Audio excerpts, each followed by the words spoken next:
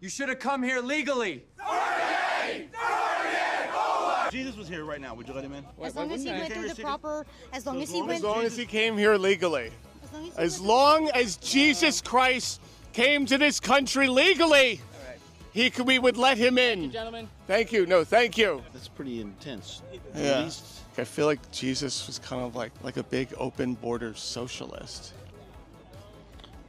Well, that's interesting that you say that. Well, there are some things that, Saw we thee a stranger and took thee in, or naked and clothed thee? As ye have done it unto one of the least of these, my brethren, ye have done it unto me. What do you think it's about? The only thing I can say is until we get our own people under control, I'm not worried about anybody outside this country. We were talking about immigration. There were some parts in it that I thought were like pro-immigration. they are. Jesus was an immigrant, right? Illegal immigrant? No, he was born in Nazareth. It was like an anchor baby. Raised in Egypt. He did not apply for visas. He never came in through any country legally. If Jesus walked the earth today as a real man in modern America, his presence would unsettle both political parties, but especially the conservative Christians who claim him yet ignore his core teachings. Because when you strip away the noise, Jesus' politics were radically clear. Stand with the poor, confront the powerful, heal the sick, welcome the outcast. Not out of ideology, but love. Jesus didn't build policy, he built people. His first public words laid out his mission: to bring good news to the poor, to set the oppressed free. That's economic justice, that's healthcare, that's inclusion. His words weren't metaphorical, they were a blueprint. And by today's standards, they'd be labeled progressive, radical, even socialist. Economically, Jesus rejected hoarding and worship of wealth. He warned the rich repeatedly, "Woe to you who are rich," Luke 6:24. When the rich walked away from sacrifice, Jesus let them go. If he voted, it wouldn't be for those defending billionaires and slashing safety nets. He'd call for moral redistribution through generosity, debt forgiveness, and dismantling unjust systems.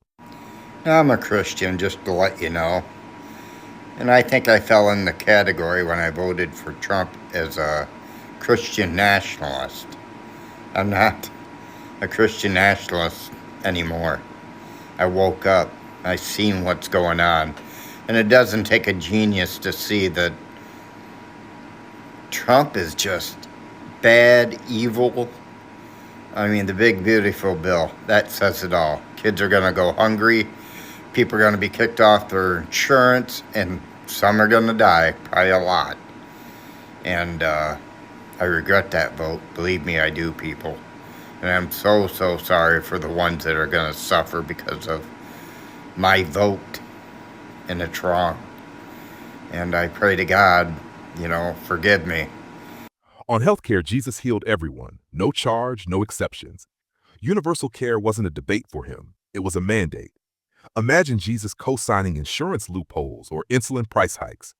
His approach was simple: heal first, ask nothing. Jesus also addressed inequality head-on.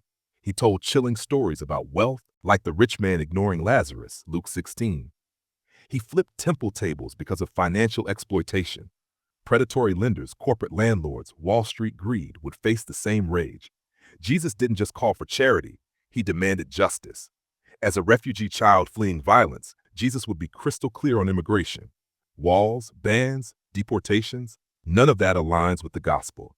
His kingdom had no borders, only open arms. If Jesus come back today, Fox News would call him a communist. Wall Street would blacklist him, and half of the church in America probably gonna kick him out.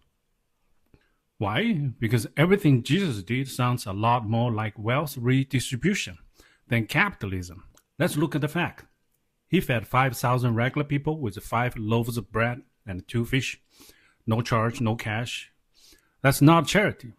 That's wealth redistribution in action. Everyone got fed equally because everyone matters. Then a rich man asked how to get into heaven. Jesus said, "Sell everything you own, give the money to the poor." That's not stock tip. That's a full-on redistribution of wealth. He walked into the temple, see the bankers exploiting the faithful, and straight up flipped their table. That Jesus going off financial elites for taking advantage of working class people. After he died, His followers lived together, shared all their possessions, and made sure no one had too much or too little. No private property, no hoarding. That's not a Bible study. That sounds like a commune. Let's be real. Jesus stood with the poor, the working class, the ones society left behind. He did not praise the rich. If Jesus ever show up today, a lot of the people here gonna call him a radical socialist. And here's the truth. I'm pretty sure Jesus was not a capitalist. And he's sure as hell was not preaching in a country choked by late-stage capitalism, with regular people work 3 jobs while billionaires buy rocket and tax loopholes. Jesus also confronted religious hypocrisy. He blasted the Pharisees, today's religious right, for obsessing over rules while ignoring justice and mercy. They loved appearances.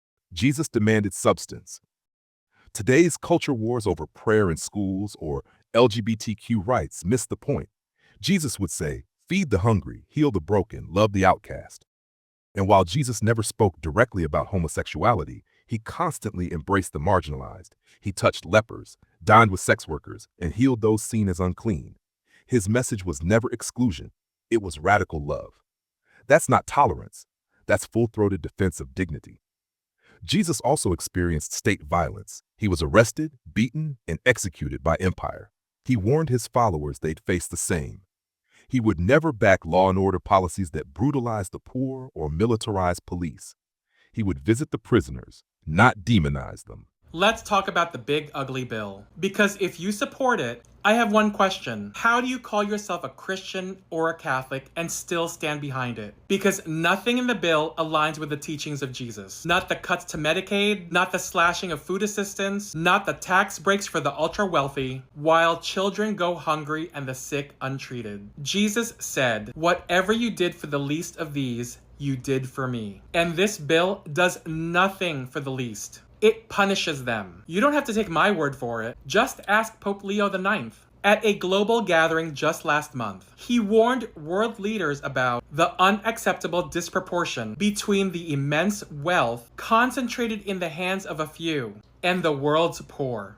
He called for the equitable distribution of resources and said the failure to protect the vulnerable leads not only to injustice, but eventually to collapse. The U.S. Catholic bishops heard him loud and clear. They released a blistering statement about this very bill, calling it unconscionable, warning that it guts programs for the sick and the poor, worsens equality, and directly contradicts Catholic teaching. So tell me, what part of this bill protects the vulnerable? What part echoes Christ's command to care for the sick? What part reflects a church that believes healthcare is a right, not a privilege? Because from where I'm standing, this bill doesn't look Christian. It looks cruel. It looks calculated. And if Jesus walked into Congress today, he wouldn't sign it. He would overturn the desk it was written on. So if you still claim this bill lines up with your faith, I suggest you crack open the Bible. Or better yet, listen to your Pope.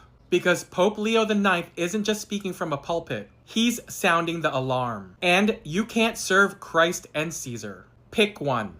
If Jesus were here today, he wouldn't start a political party. He'd spark a movement. Not for control, but for compassion. And if he had to vote, it would be for whoever defends the poor, heals the sick, welcomes the refugee, and confronts injustice. Not the one waving a Bible while cutting food stamps. Not the one quoting scripture while ignoring the suffering.